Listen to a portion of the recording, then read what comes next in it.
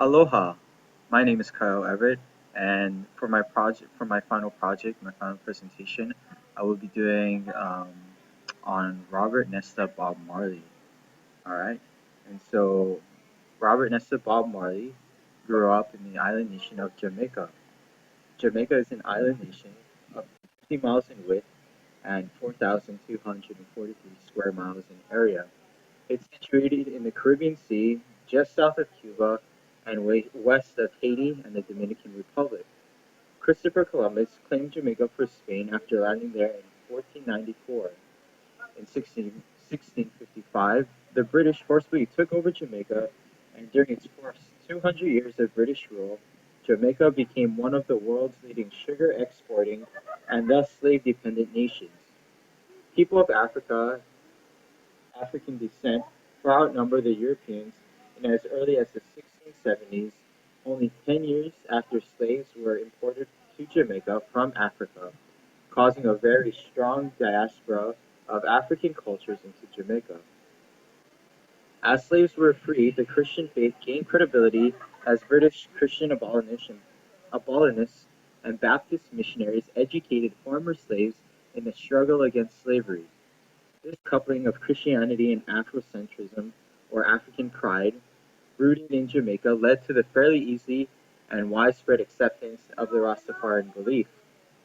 Rastafarians share similar beliefs to Christianity, as they believe that Haile Selassie I, Emperor of Ethiopia from 1930 to 1974, was a reincarnation of Christ. Secondly, they believed all men are created equal because all men are the children of Jah, or God. Because of that, they believe that all people need to be treated with respect and love, no matter who they are, or where they come from, or what their race may be.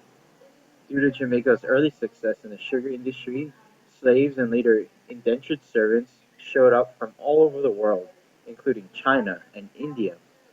Through this diversity came lots of conflict and strife.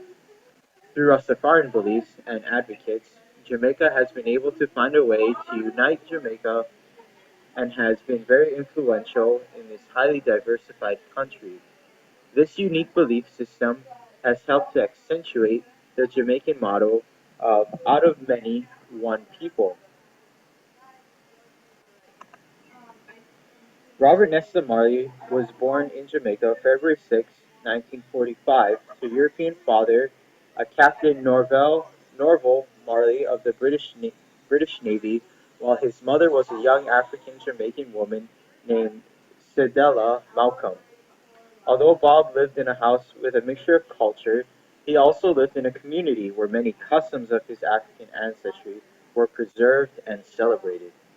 It was in this climate that Robert Nesta Marley grew and developed his love for the many proverbs, songs, and stories that were found in the African culture.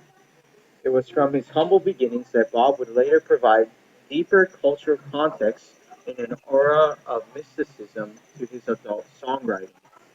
In this climate, Bob was able to connect with the plight of his people and really take on the Rastafarian belief, a belief that he would use to make and transform the music culture of reggae in Jamaica.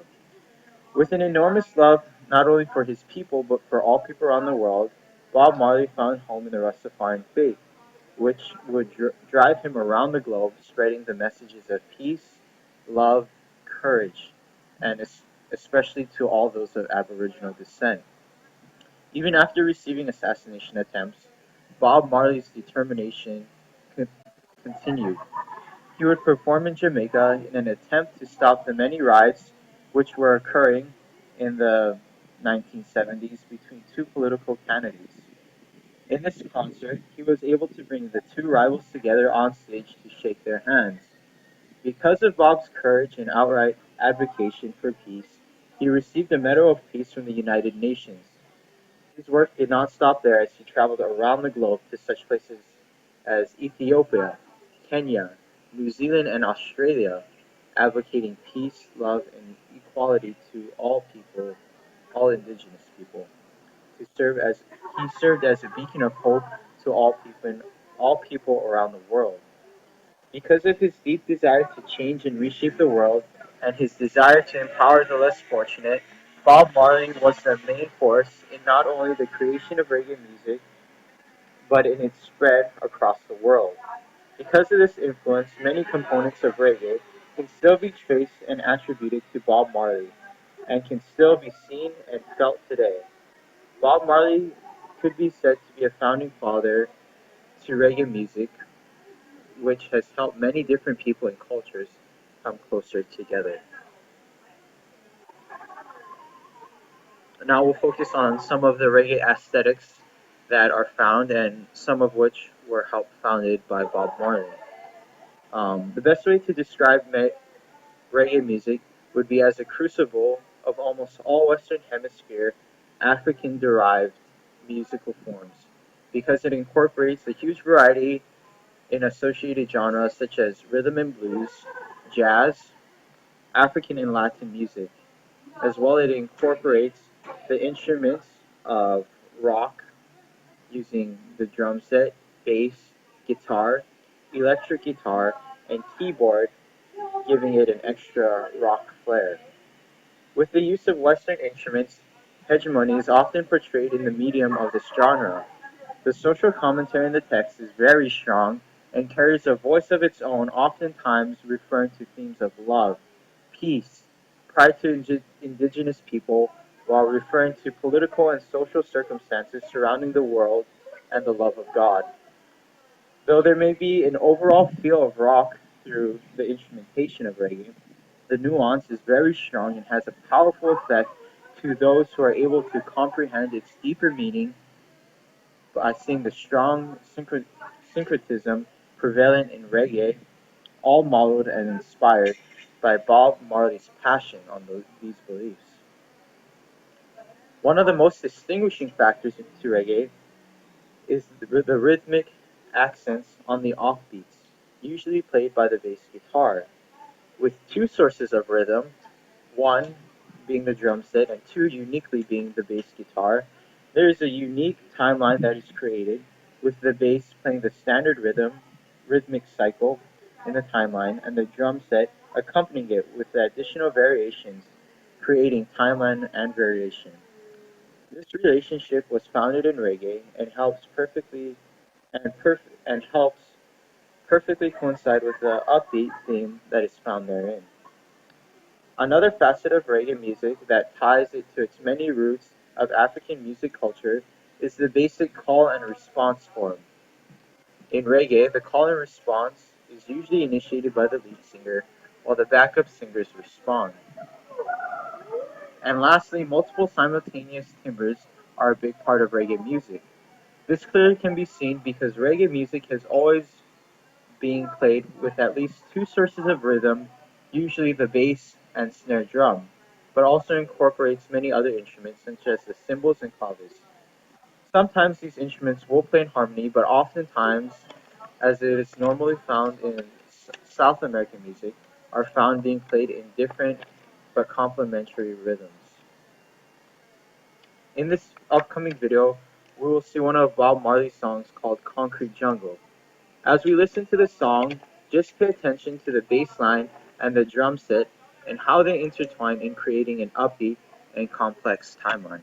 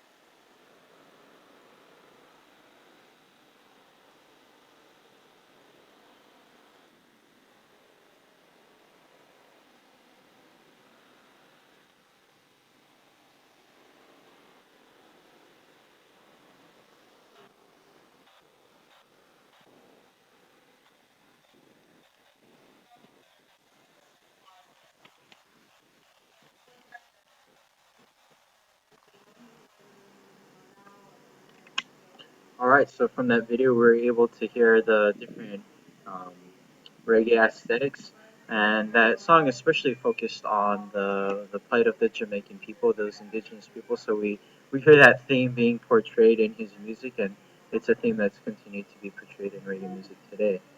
Um, so from Bob's humble beginnings in Nine Mile, Jamaica, he has been a huge force for good in the world today, inspiring people around the world not only through his own music, but as well through the themes that he so boldly sang and traveled around the world spreading, thus making it a part of reggae. This man's strong desire not only for fame or power, nor for but for his care for the better of the people, even if it meant his life what was dis, was what distinguished Bob Marley and made him such an influential person in being not only a Jamaican legacy, but a world hero.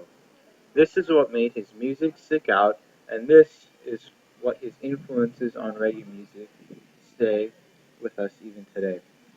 Bob Marley's legacy and influence has impacted people from all around the world and still serves as that beacon of love and hope, and with his uplifting and empowering songs, words, and rhythms.